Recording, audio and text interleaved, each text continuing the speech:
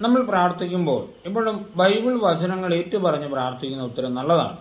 സങ്കീർത്തന പുസ്തകത്തിൻ്റെ 79 അധ്യായം അതിൻ്റെ 9 വാക്യത്തിൽ അതിമനോഹരമായൊരു പ്രാർത്ഥനയുണ്ട്. പ്രാർത്ഥന ഇങ്ങനെയാണ്: ഞങ്ങളുടെ രക്ഷകനായ ദൈവമേ, അങ്ങയുടെ നാമത്തിൻ്റെ മഹത്വത്തെ പ്രതി ഞങ്ങളെ സഹായിക്കണമേ. അങ്ങയുടെ നാമത്തെ പ്രതി ഞങ്ങളെ മോചിപ്പിക്കുകയും ഞങ്ങളുടെ പാപങ്ങൾ പൊറുക്കുകയും ചെയ്യണമേ. ഈ പ്രാർത്ഥന ഒരുപാട് ശക്തിയേറിയതാണ്. കാരണം നടപടി പുസ്തകം 4 അധ്യായം 12 വാക്യം ഇങ്ങനെയാണ്: ആകാശത്തിന് കീഴെ മനുഷ്യരുടെ ഇടയിൽ നമുക്ക് രക്ഷയ്ക്ക് വേണ്ടി മറ്റൊരു നാമവും നൽകപ്പെട്ടിട്ടില്ല.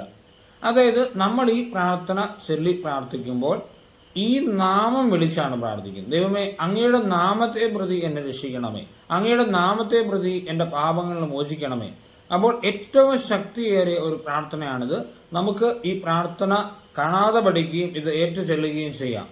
നമ്മുടെ കർത്താവ് മിശിഹായുടെ കൃപയും പിതാവായ ദൈവത്തിൻ്റെ സ്നേഹവും പരിശുദ്ധാത്മ സഹവാസവും നമ്മെല്ലാവരുടെയും കൂടി ഉണ്ടായിരിക്കട്ടെ, ഇപ്പോഴും എപ്പോഴും എന്നേക്കും. ആമേൻ.